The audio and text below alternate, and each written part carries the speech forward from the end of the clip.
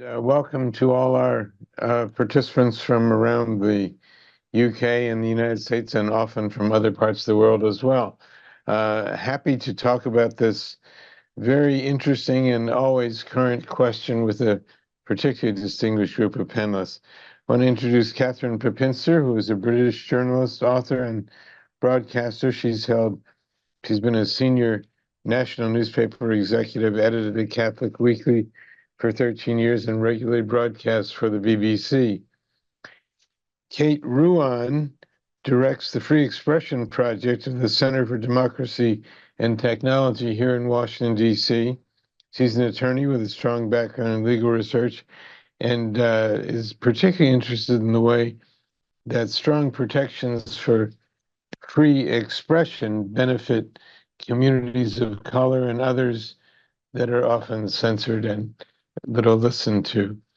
John Watson is an associate professor in the School of Communication at American University, a journalist, also has a law degree and a PhD as well. His research on media law and journalism ethics is frequently presented at conferences and in his writings. John Drakakis is what used to be known as a gentleman of letters. He is from Scotland and works in Scotland at the University of Stirling, emeritus professor there actually, and holds a PhD as well. He is interested in Shakespearean and Jacobean literature and other matters that often were the subject of censorship in years gone by. I want to begin by turning to John Watson, and we've agreed we have a lot of Johns here today, so we're going to use last names only. So Watson, I wonder if you could get us started by talking about shifting definitions of the term censorship and whether it means the same thing it once did and is as taboo as many people think it ought to be. Historically, censorship has always meant restrictions on speech we don't like. Okay, so those of us who were capable of issuing those restrictions never considered it censorship. We considered it editing, for example. When I was a reporter, all my editors censored me. When I became an editor, I edited reporters. I never censored them. So censorship is a term of condemnation, and it changes based on who is using the word. But in the United States, for example, there's like a theological attachment to the word freedom of speech. And censorship is the antithesis of that. So it generally frames our discussion of this entire issue of different restrictions and encouragements for speech. And is there a new resort to censorship, given the fact that much protest these days seems to offend people and produce a very, very strong reaction of injury, hurt, upset sometimes? Well, censorship becomes an issue as a society's values begin to change, because speech that one portion of society that is battling for dominance or preeminence will conflict with the other side. Like currently in the United States, there's a great deal of conflict over our changing moral, social, and political values. And each side wants to claim they are fighting censorship. And as a result, the concept of censorship becomes combative, even though the meaning, in my opinion, hasn't changed ever from the first censorious issue arising in civilization. Catherine Pepinster, in the UK, and please remember to unmute yourself. Thank you. In the UK, there's been quite a lot of controversy recently over censorship, as I understand it, and some question whether one political force is using it against another. And and some new laws that appear to some people as just a way to constrain protest. Is that a fair evaluation? Yes, those kinds of arguments are going on. If I could just pick up on something that John Watson was just saying, because I think that there's something very interesting going on with censorship at the moment. So if we go back to the 1960s, and you had people who were trying to push the boundaries of, say, what was described in the written word or on the stage or in television or film. A lot of this was about the way in which sex was conveyed.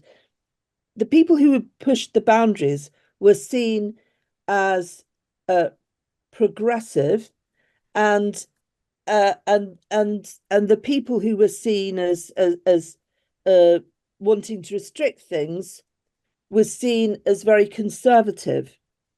We're now in a situation with something such as the issues over trans, where I think something quite different is going on, so that people who want to push the boundaries want to actually shut down other voices against pushing the boundaries, whereas in the past, the trying to shut down the voices came from those who didn't want the boundaries pushed. I don't know if I'm explaining this right, but I think there's a difference in the kind of way in which censorship is being, the activists are dealing with it.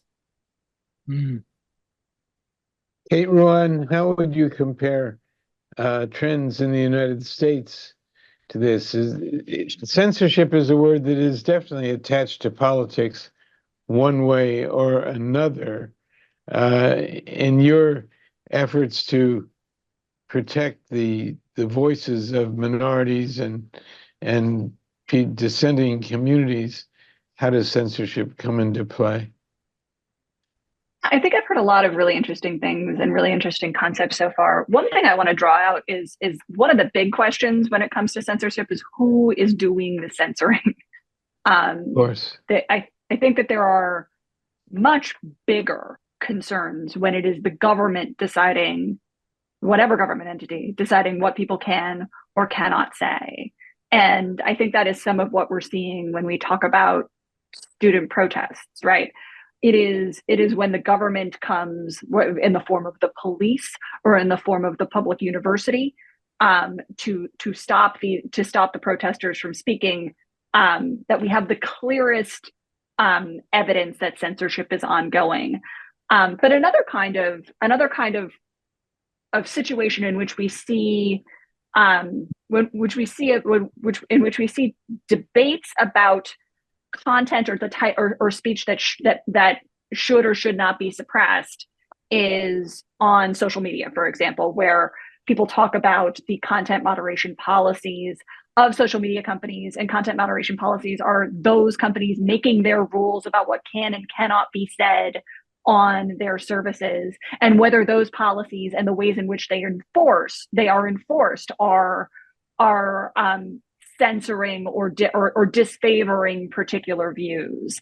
That is also an interesting debate, and one that we should have and discuss, and I think is incredibly important, because many of the systems of content moderation that currently exist can reinforce some existing biases within speech environments where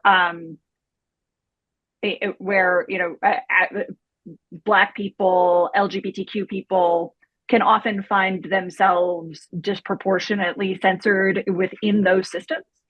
But at the same time, you also have other groups claiming that their views are also being censored by these platforms. So that's kind of another kind of sphere in which this debate is occurring. I'm not sure if that specifically answers your question about the United States versus other places. I do think that this is happening everywhere, and the one thing that I really think makes a giant difference in terms of whether this is a conversation that is about whether it is justified or not is whether it is the government doing it versus whether it is some private actor or private company or a private discussion wherein private individuals are trying to figure out what is appropriate to be said or not said in a particular space. Right. I think that's a good point. Drakakis, are there similar trends in the British university system to the American one, where there are huge confrontations on college campuses, both public universities and private ones in this country, that have on many recent occasions actually interfered with the educational function of those institutions? And that's where the great recent controversy has arisen here. Is there a similar trend in the UK? I'm not sure I would call it a trend. In some select universities, there seem to be protests, but nothing like the kind of protests that I've seen on TV coming from the States. I mean, students always protest in various ways. And it's become part of, student life in some respects. But can I come back to some of the issues raised? Because it seems to be that censorship is one thing, and that, you either censor or you don't. Now, I think we need to think about how historically censorship has operated, how it's changed with the development of modern media, and what responsibilities or what freedoms the platforms that host, some of these sort of sites have a responsibility to control the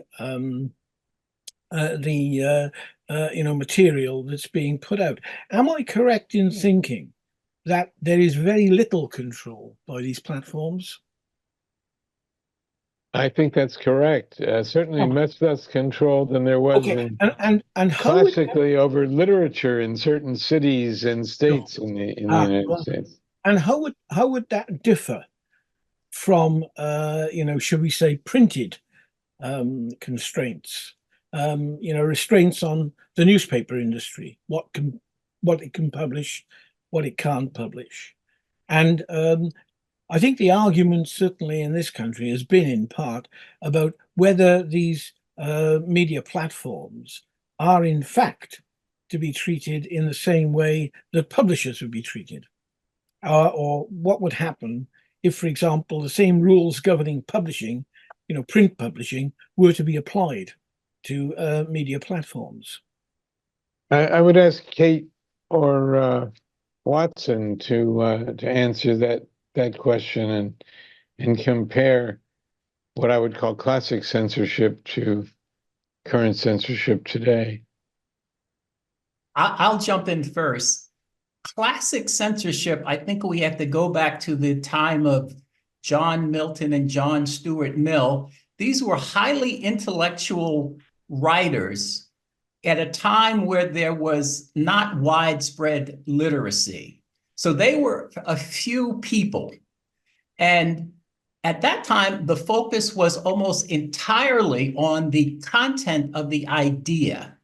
These were people intellectually foisting new and, at that point, unacceptable ideas upon the clergy and the government. So the concept of censorship was finally refined to focus on ideas. But nowadays, as a result of technology, even the barely literate can reach millions of other people.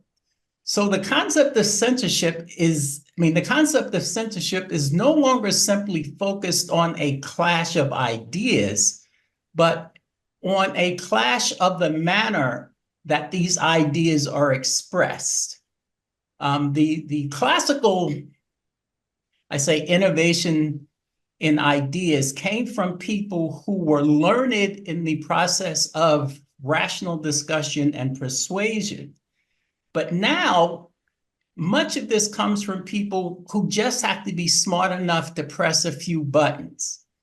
Also, it is not regulated, but it is made available to those people by people who are concerned only about making money. So they want as many voices using their platforms, irrespective of the message. And to protect this economic upward mobility, I should say simply the ability to make money, they claim a freedom to do so, and they decry censorship. So essentially, it's the same censorship as before, but to my view, it's censorship directed differently now than in the classical 14th, 15th century notion of censorship. And whether it's the government doing it, as Kate Rand said, it's very important to me. I see an absolute necessity to draw a line between public censorship by the government and private censorship by individuals and private businesses. Kate?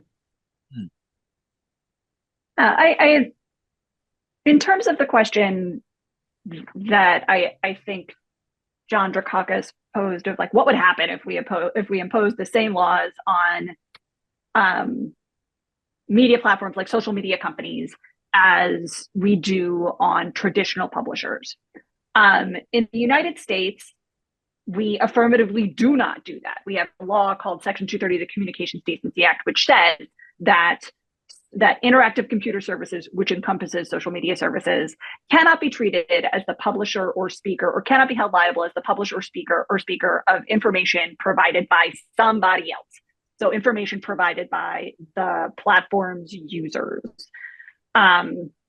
Critically, this also applies to users themselves. Users also cannot be held liable for other people's content.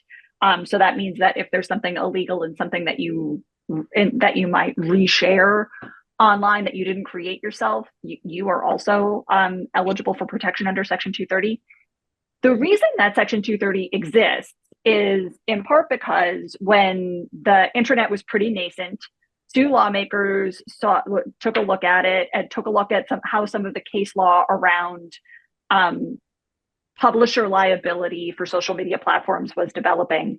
And what they found was that social media platforms were being held liable for all of the content on their platforms when they engaged in attempts to moderate content, when they tried to get rid of either offensive content or illegal content, or when they tried to just create a service that was for one particular thing. Like if you wanted to have a knitting website and somebody came on and wanted to talk about car mechanics, if you engaged in content moderation to get rid of irrelevant stuff, then you could be liable for what your users posted that would be illegal. And what the lawmakers thought when they saw that was that would mean that these services, which are democratizing forces, allow anybody to share information online.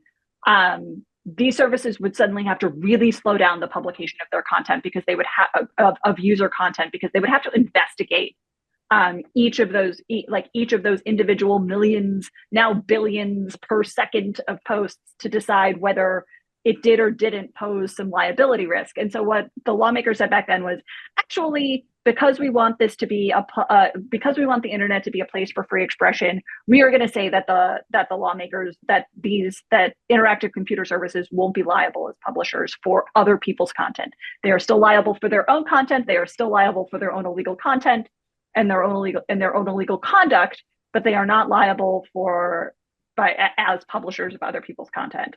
If we just got rid of that, we would have some significant free expression problems on the internet, because what we know is platforms are going to want to avoid liability, and they will build censorship systems to try to avoid that legal liability, and those censorship systems will undoubtedly disproportionately harm controversial speech that is legal but is disfavored by the government, speech that is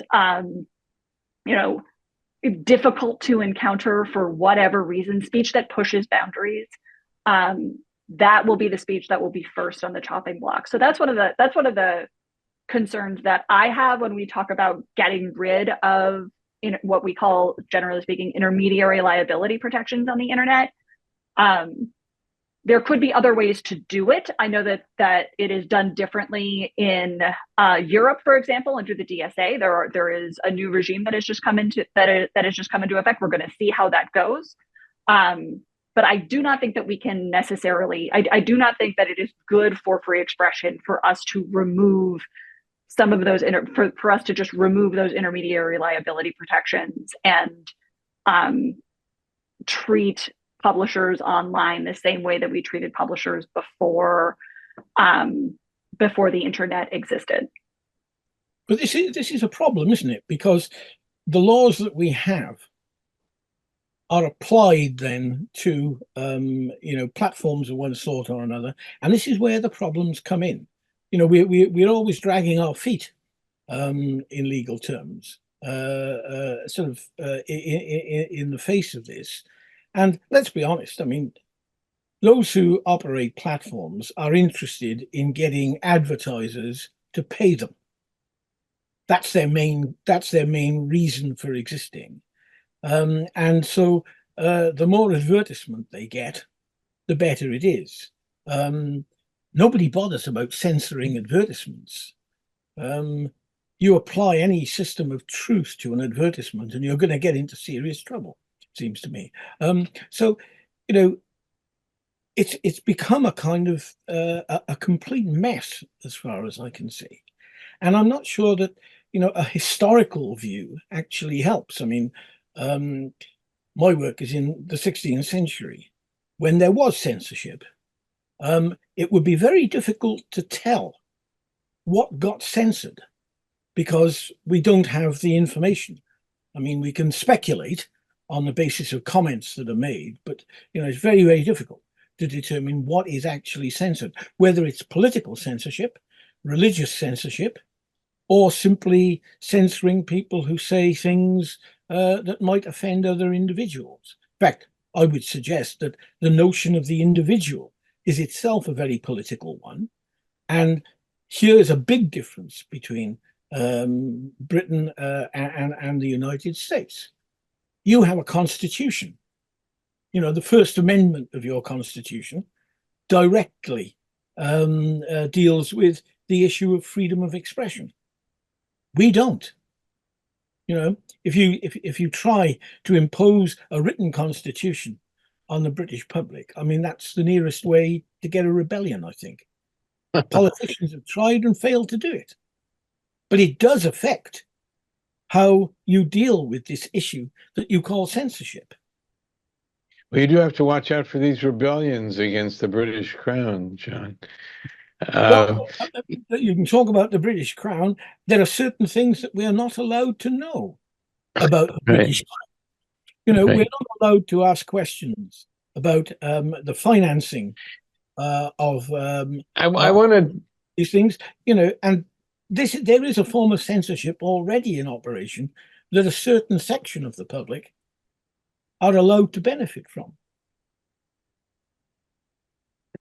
Catherine, before we drift too far from this point, I want to raise with you the issue that for many, not just decades or for quite a long time, one of the sources of non-governmental censorship was religion, were various religions.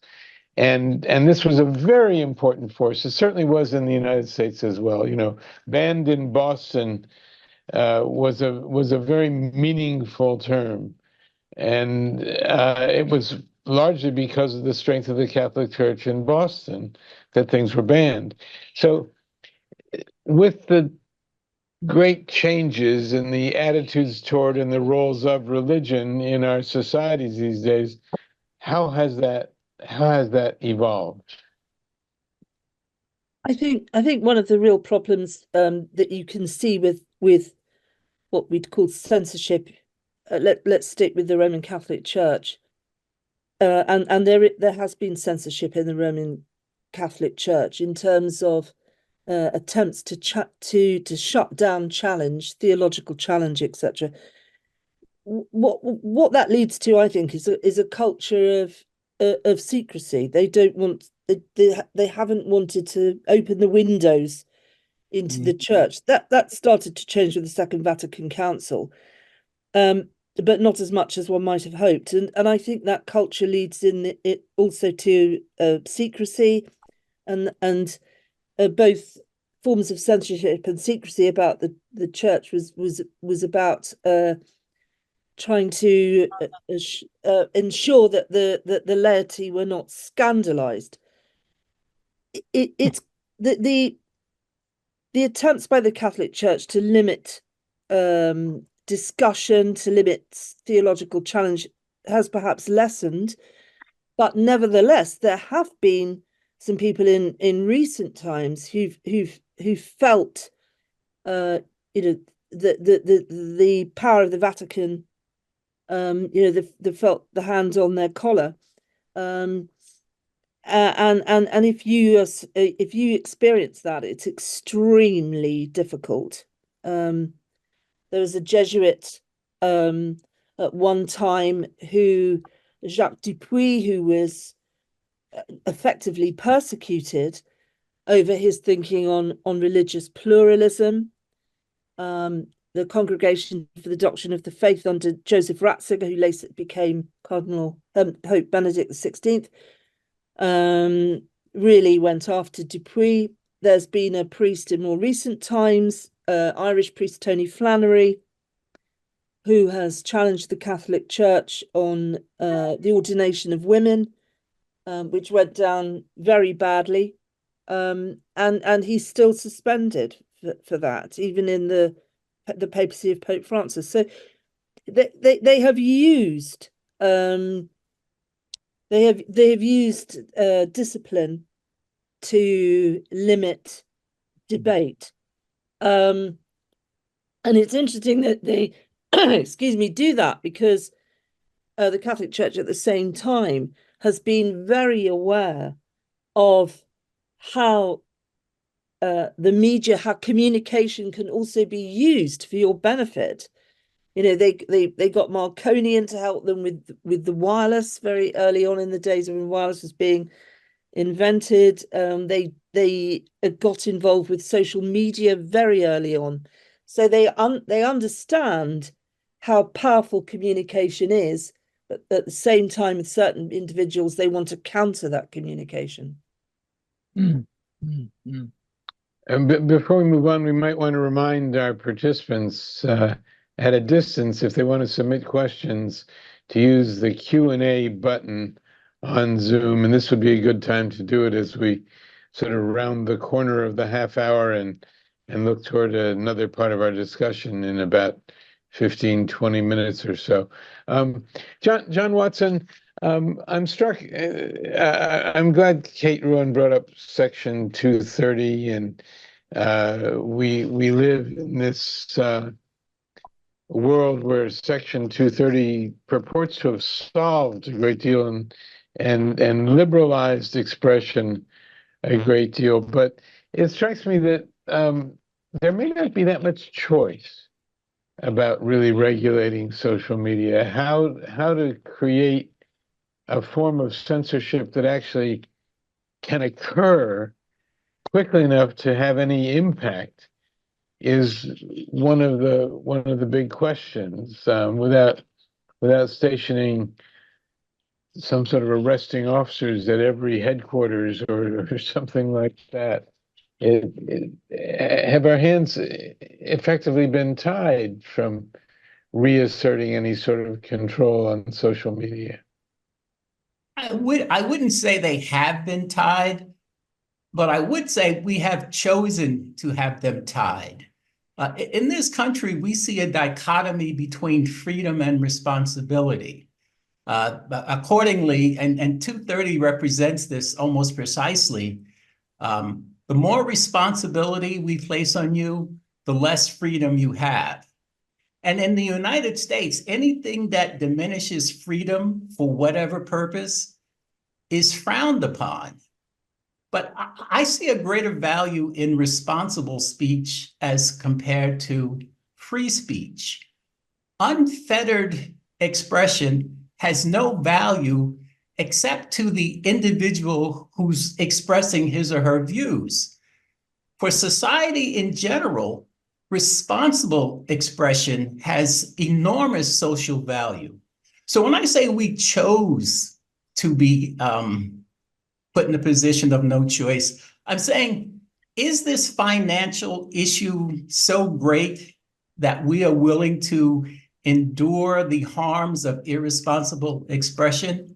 To date, the answer has been yes. We'd rather deal with this turmoil, with this ugliness, rather than place any sort of financial limitations on social media platforms. And John Drakakis, you mentioned earlier that there's no requirement that advertisements be truthful.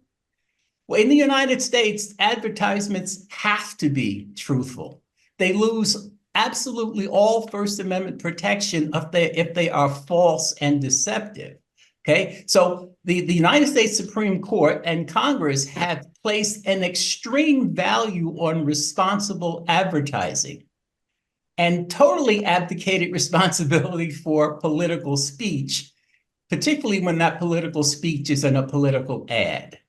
An ad is, in terms of legal protection, is an inducement to engage in a commercial transaction. So if I'm selling you a pair of sneakers, I have to be truthful. But if I'm selling you a political idea, I can lie as much as I want. The Supreme Court has essentially said there's a First Amendment protection for political lies in the stolen valor cases. That's essentially what the Supreme Court says. So I argued in a now no longer published book that responsible speech is absolutely more important than free speech. We overvalue freedom and we misunderstand to a large extent what freedom actually is.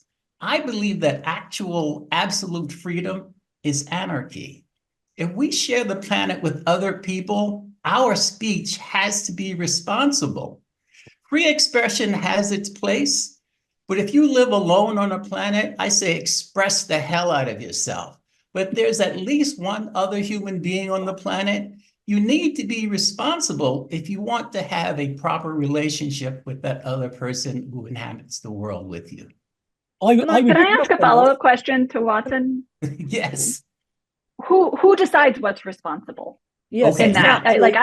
I totally understand and agree that we should all Exactly. behave like people and responsibly with each other. But who decides is my question. Okay, that is always the first criticism of this idea. And my answer is, who decides anything? In a democracy, the majority decides. In a dictatorship, the dictator decides. But it's a decision that has to be made consciously. And if you're afraid to make that decision, then you deserve the lack of responsible speech in return for freedom. I'm afraid of the government making that decision when the government is led by people that don't agree with me, which it often is, because that's essentially licensed to censor speech. Because what I might say is, in the view of the people who disagree with me, irresponsible. How do we address or control for that in your version? And I'm sorry, Catherine, I'm done now. Okay, well, I'd like to pick up on this as well. But firstly, going back to the advertising issue, that there are restrictions on advertising in the UK too. There's an outfit called the Advertising Standards Authority, which keeps an eye on claims made in ads. But in terms of responsibility, I think the waters are getting incredibly muddied now on what's considered acceptable or not, because we have got effectively partnerships developing between NGOs and the business world, which is helping to restrict what people can or can't say. So we've got an outfit like the Global Disinformation Index, which will help businesses work out whether or not they should advertise with a particular organization, depending on what that organization publishes. You know, they will use their algorithms to decide whether you shouldn't offer these publishing outfits your advertising revenue because they've decided that a website or whatever should be blacklisted because of what it's been publishing. We've had an example in the UK of an organisation that is quite well respected, but has published some very well known gender critical academics, and they've had advertising blocked because of it. The British government was signed up to GDI at one time. I think they've now drawn back from it, but this kind of thing is starting to affect what people can write and what people can say. One of the answers to Kate Ruan's question, which is a very good one, of course, is self-censorship. That in an educated, wise society, ultimately our recourse is to self-censorship. People knowing better, people respecting unwritten rules and standards of decency. My impression is that's not working very well right now. Others may disagree with me about that, and I don't think we can place much faith in self-censorship. Do you? Sorry, is that a general question? Yes. Can I start on that? I mean, the idea of self-censorship is the control of oneself. Much of the self-censorship that we operate is actually subconscious. We're not conscious of it, but we do it. And it depends on, what social groups we belong to or anything like that, that limits what we say. I mean, there's a decorum for this seminar, right? It wouldn't be difficult to violate it, but it would not be a good idea to do that. It would be counterproductive. And I think those of us who are academics tend always to spend our time, or part of our time, in questioning ourselves, in bringing the unconscious, the subconscious, up into our conscious behavior. But, we can't apply that to everybody. I mean, John Watson was talking earlier on about,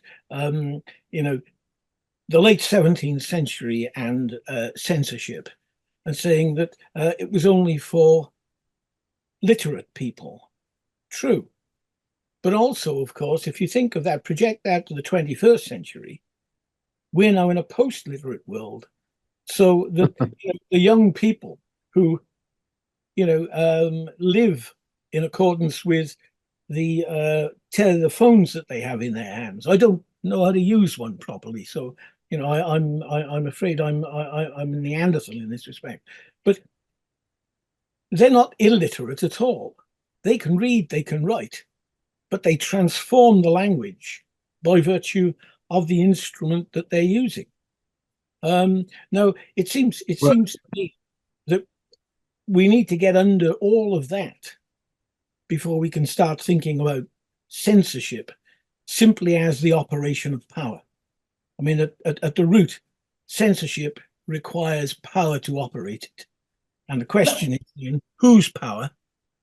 What are their objectives? And how do they manipulate it? Can I go to this idea of self-censorship?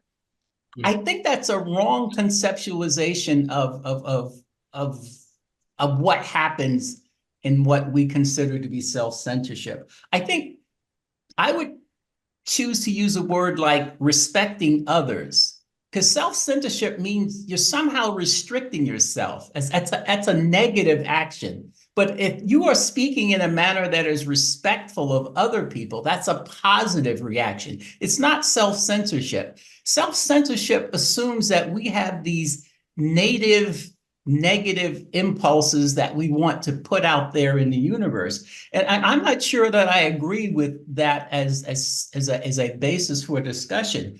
I think that if we ground or replace the concept of self-censorship with ethical behavior, because I think ethics is at least 50% of what made the traditional news media responsible media, as opposed to the irresponsibility of social private media protected by Section 230. In this book I wrote years ago, I talked about how the news media are controlled by ethics and the law, and that controls their behavior. When the law is hands-off on social media and ethics is purely voluntary, that's where we have this Mad Max scenario in the media. Self-imposed ethical, moral respect for other people. I think that's a better way of looking at this issue as opposed to urging people to self-censor. I don't assume people naturally have negative motives when they want to express an idea. But you're assuming total consciousness, right? Yeah. Total consciousness, which of course is part of a very interesting political line on individualism, right? I agree. Here we have two cultures separated by a language, basically, because we would think of this rather differently. And it seems to me that in order to be able to understand what it is that we want to censor, we need to get at that unconscious in some ways. Not easy to do, not easy to do. And especially when you see some of the cases that are currently in the public eye. Right. I want to bring up one case in the public eye very quickly before we turn to Mike Scott to discuss questions. And please, if you have questions, put them in the Q&A button as soon as possible. But there's one incident recently which has scrambled a lot of definitions and a lot of our reactions to things. The dean of the law school at the University of California at Berkeley had a private dinner at his home to celebrate and honor high-achieving students who were about to graduate from law school.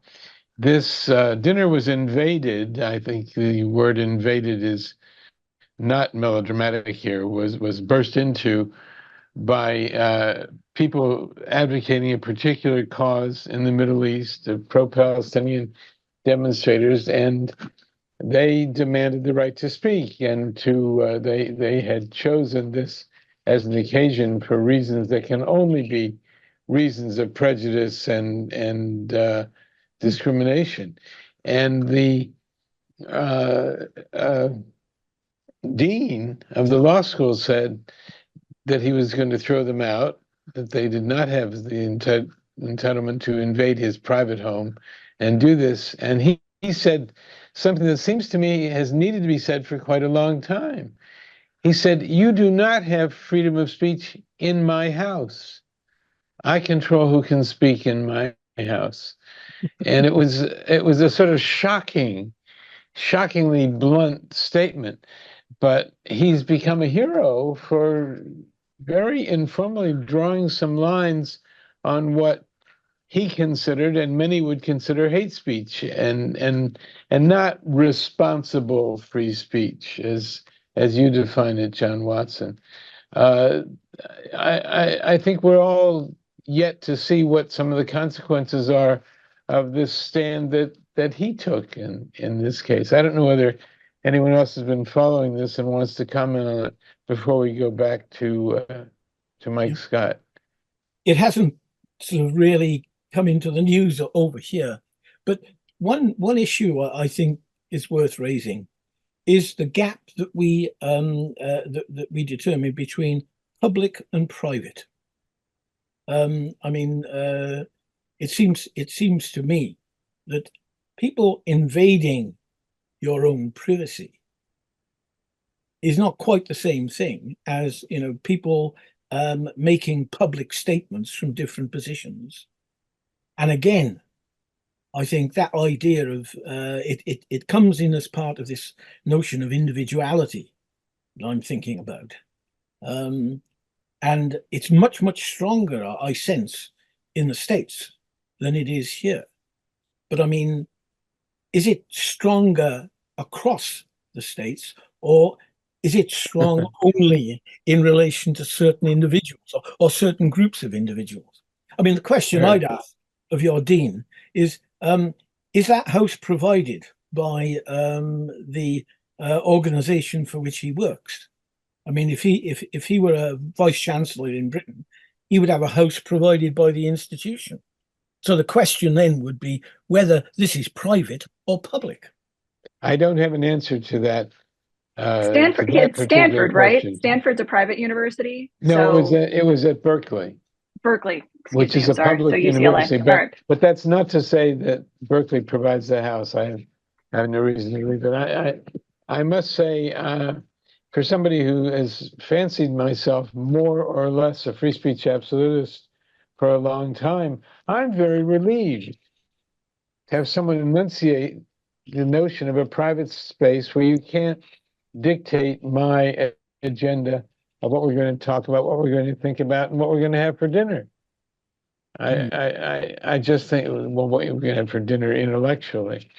I mean, one thing that you can say about that is that, I mean, Dean Chemerinsky is a constitutional law expert and has been for a long time. So far be it from me to say that to ever question that, but he was correct, right, in terms of existing precedent that the Supreme Court has held that you can actually restrict protest outside of a person's home to protect that privacy. So yes, he was right that he did not have to permit that speech, or really any speech, within his home.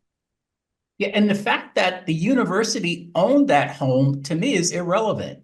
It was It's still his established home. as his residence, so his privacy would be exactly the same as if he owned the mortgage on that property. No, it's absolutely. And I don't know which is true. Relevant. I don't know the answer to that, but it would be absolutely relevant if this were a publicly owned house that he gets as part of his job. That's what muddies the water here, it seems to me. I don't know the answer to it, but I think some people might. I don't know the answer either, John Drakakis, but I think some people might find some of those jobs less attractive if it means that anybody has to be able to say anything in their house, whether they're invited to say so or not. I see Michael Scott arriving to take our discussion to the next phase. Mike? Well, I'm fascinated by what you just said, John, because as you know, I was a vice chancellor, and I certainly wasn't given a house. But there again, my university was a working class university, and I'm very proud of it as well. But there we are. But I do realise that in other places, vice chancellors are treated differently. Perhaps we ought to have a debate about that at some point. Kenneth Williams asks, healthy democracy depends on a well-informed public. How do we address intentional or unintentional manipulation of the public? Reference the previous conversation in which John Watson discussed responsible information and the over-evaluation of free speech to the point of irresponsible harm to fellow citizens. How do we convince people that unlimited freedom of speech is destructive and there must be limitations? And what would an effective and ethical process look like? Well, I mentioned you, John, so maybe you want to take that first. Okay, so historically, the American press, the traditional legacy press, has placed a high value on truthful reporting. It was assumed that if the news media reported information that was not truthful, it would undermine democracy in that the people, when they voted, would not be making informed choices. Hence, the responsibility of the news media, pursuant to the First Amendment, was to provide reliable information that the people could use when they choose their government, which would ensure self-government and democracy. Okay. Over the past few years, we have learned that the First Amendment protects false information if it is not defamatory. We have also learned that people will pay for false information, notwithstanding there's a great deal of information out there indicating that what this news organization is providing is false. And I'm specifically referring to Fox News. I wrote about how Fox News, in reporting on the election fraud scandal with these voting machines, Fox made a bunch of false claims that these voting machines were improperly rigged to give false counts. And it was proved that was not true. In depositions leading up to this libel lawsuit by the voting machine company, it came out that Fox knew some of the information it provided about the election was not true. And when they reported the truthful information, their viewership fell off a cliff. They began rebroadcasting corrected, incorrect information, and the viewership climbed again. So the assumption that people want the truth is no longer viable in terms of marketing. So it may sound like we need to restrict freedom, but I prefer to say we need to find a way to make sure information has to be responsible and reliable when it comes from the news media. Except that truth is not a uniform phenomenon. There are truths now. In other words, truth is now multiple. And that's the problem. That's journalism is about collecting and presenting the best evidence of the truth. And if you define truth as that which is supported by the best and most credible evidence, you'd see fewer truths. You might, but the problem is defining what that kind of truth is. I mean, for example, newspapers are notorious for this. I mean, there are lots of court cases over the past years in which newspapers themselves have been shown to be, institutions, being shown to be biased in one way or another. And of course, it depends on who owns the press. That's exactly what I'm saying. Yeah. But so, I think that a rational decision can be made about which is the best evidence that this particular thing is the truth. Now, bias, believe it or not, has nothing to do with truth. Bias is another choice altogether. But I think there are a lot of, I'm talking about Britain now. I mean, I don't know the newspaper industry in the States, but in the UK, bias is accepted as the norm. And even the BBC can be accused of bias. Yeah. Now what happens, of course, is that the right in the UK now attacks these institutions as being left and liberal. And there are certain, the Guardian is mocked because it's a bit too serious. The Daily Mail, well, that's a different proposition altogether. And the Sun, well, the Sun is not known for truth. So it seems to me that we're in a situation here where it's very, very difficult to determine what the truth is, even if you're there. If you're actually in the situation that's being reported. And could I interject? Catherine, I'm not sure if anybody else on the panel has worked as a journalist. I think, John Watson, you said you were once a journalist, but I've been a journalist for 40 odd years. And it sounds very noble if you talk about journalists being great champions of the truth. And I imagine that quite a lot of journalists go into journalism wanting to be champions of the truth. But actually, journalism in many ways isn't about the truth. It's about stories.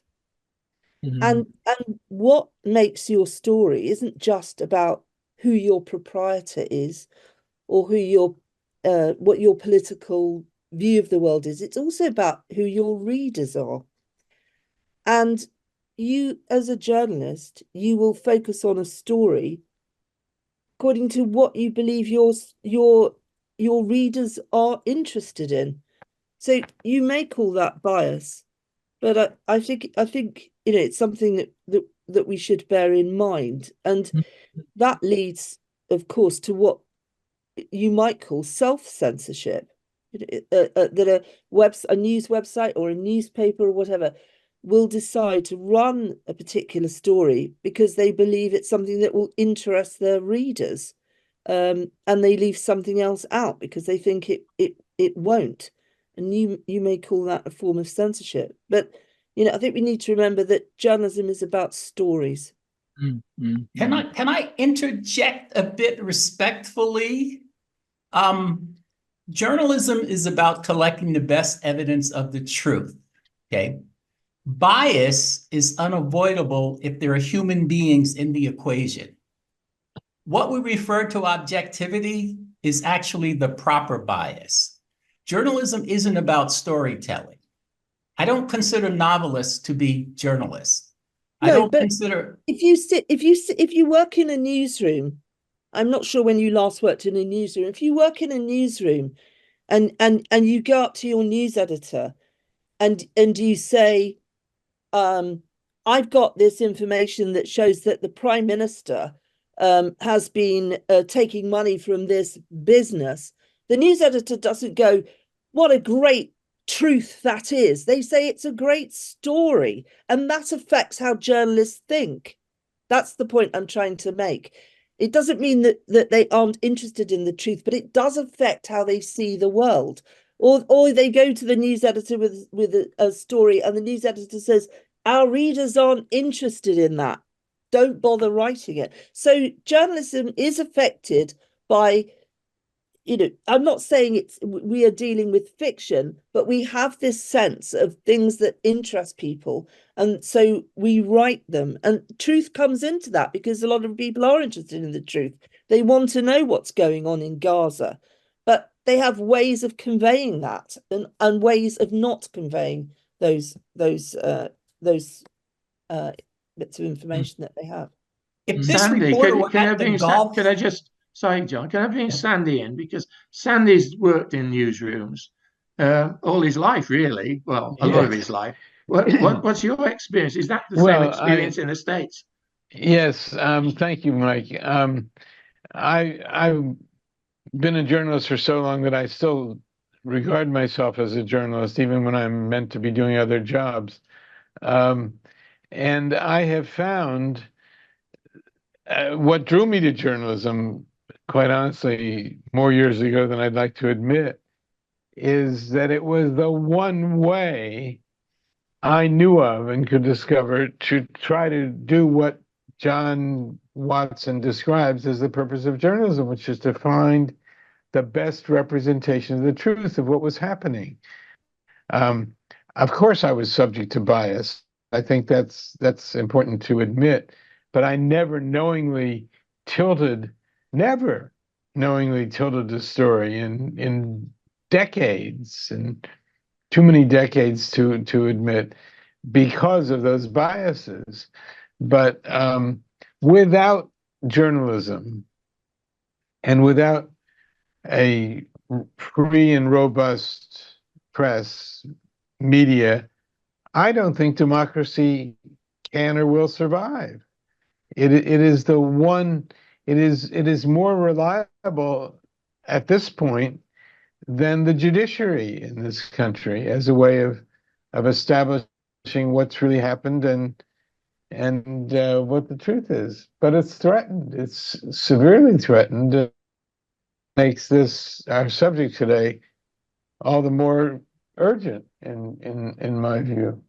Because the thing that the area that so far has been more or less sidelined is the fact that both in the United States and in the United Kingdom, this year is very special because there's going to be an election. Now, what has been demonstrated in the United Kingdom over plebiscite about Brexit was that a pack of lies were being told by people, absolute lies, by people who were going to be prime minister, absolute lies. You know, I wouldn't comment about because I don't know enough about the US, but I do see various people, 2 people who are going for president. I don't know whether they're telling lies, but some people imply that they're telling lies. What do you do as a in the newsroom about this? About at the moment you've got a president who's up in court. And it's all, what is the truth? What is the lie? I don't know. Catherine, what's your view of that?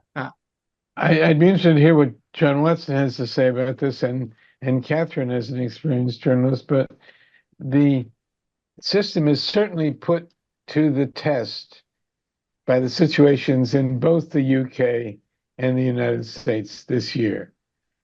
The survival of a system of responsible discussion of public affairs in a true framework.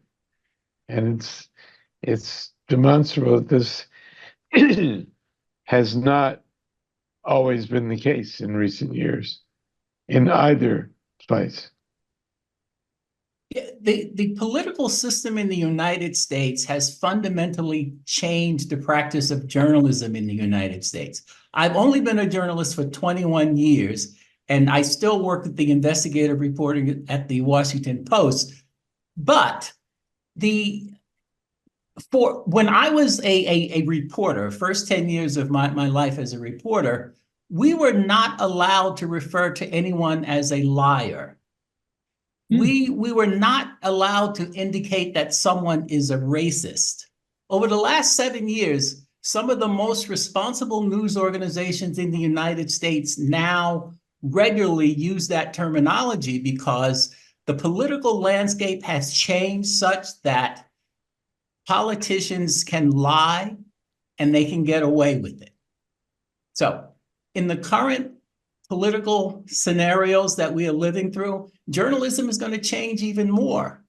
And journalism is not going to be the only voice influencing the outcome of the elections. There are these other non-responsible media entities that will have a large say in the outcome of these elections. And that's sort of frightening, but I mean, in the name of freedom, we really don't have any choice. So we might want to start thinking about responsibility as opposed to freedom.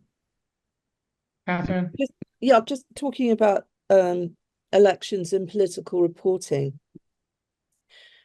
When it comes to politics, we have political ideas, we have policy, and we have personality. Now, particularly with the kind of system such as you have in the United States, personality, or should I say character, really matters. We really want to know about people's character.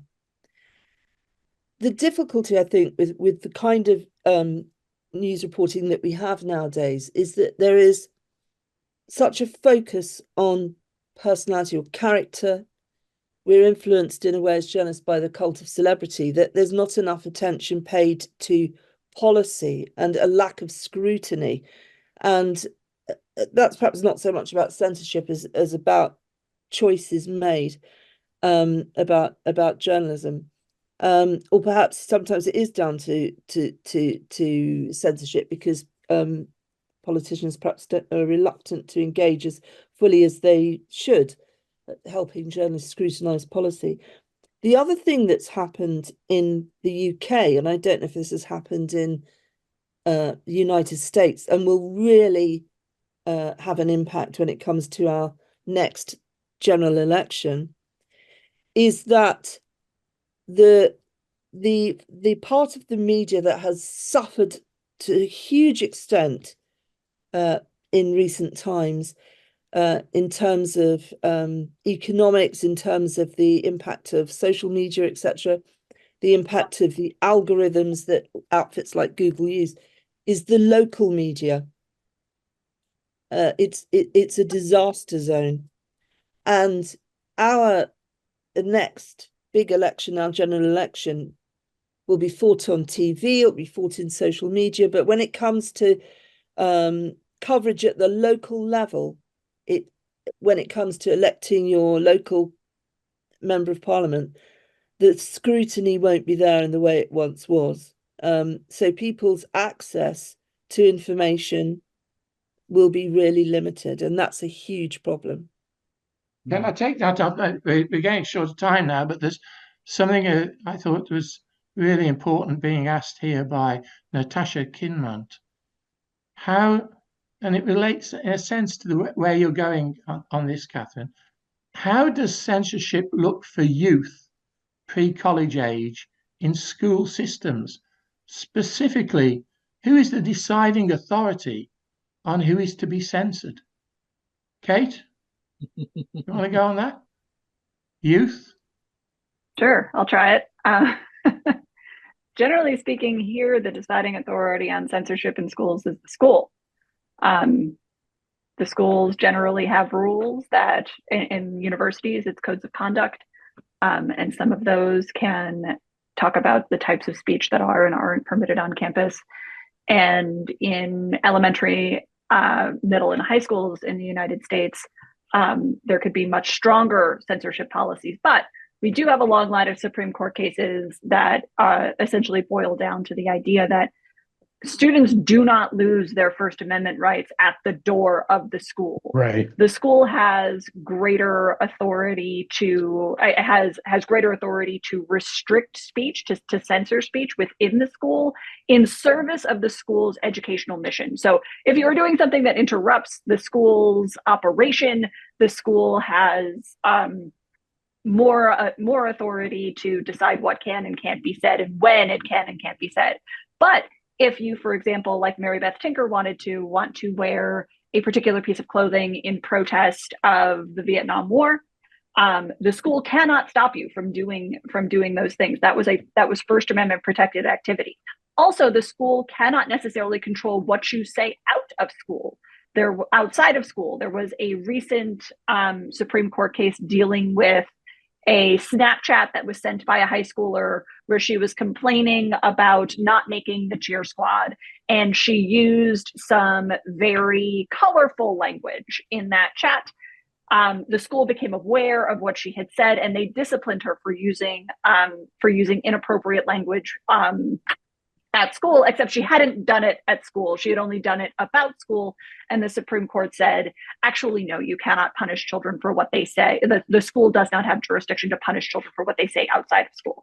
So yes, there is stronger ability to censor students within schools in the United States, all the way up into college. But that does not mean that students completely lose their free expression rights simply because they are at school. There are protections for free speech in schools. Okay, thanks for that. Can I ask very quickly, John, because we're running out of time. What about what students read? What constraints are placed upon what they read? Okay, this is a really important question, right? So right in the United States right now, there are a lot of states that are attempting to ban books within schools, attempting to stop kids from being able to read books that the government doesn't like, books that address topics that the government thinks are not appropriate for children to address. And by and large, these bans are affecting authors of color, LGBTQ authors, and topics that generally kind of like make certain government officials uncomfortable. At one point, I believe in Tennessee, the Bible was banned from children being able to read it in schools. These are actually really hard laws to challenge because they're often regulations of what schools can and cannot show. And it is it's like the government regulating itself because it generally applies to public school districts. So these can be really hard, but really hard from a legal challenge perspective. But from a censorship perspective, an organization that I used to work for called PEN America essentially like tracks book bans across the country and does its best to challenge as many of them as possible or prevent them from coming into effect, because it's a significant concern. The thing that like I think about I'm gonna is have to stop every you kid now. deserves to see themselves in the books that they read, and that is part of what these laws do, is it prevents kids from seeing themselves in the things that they read. Okay, thanks for that. I'm afraid we've run out of time. We got into a terrific discussion towards the end, but I have to start to bring it to a close. Sandy, is there anything finally you want to say? I just want to thank everyone who helps us put these discussions together, Mike. I think we're up and around number 43 or 44 consecutive months that we've had these programs now on Zoom and with global reach, and it's very satisfying. Particularly grateful to our panelists today, all of whom brought some very important observations and experience to the topic, and grateful to the people at Georgetown University who sponsor and support this no matter what we say. We're not censored. Well, thanks to you, Sandy, and for everything you do in terms of this series. But thanks to our panelists today, Catherine, John Trikakis, John Watson, and Kate Ryan, Catherine Perpensa. Thank you all very much. It was a terrific discussion. The next free speech project of the Crossroads International Dialogues in association with the Future of the Humanities Project will be on Wednesday, June the 12th. It will be at 11 a.m. EST and 4 p.m. in the UK.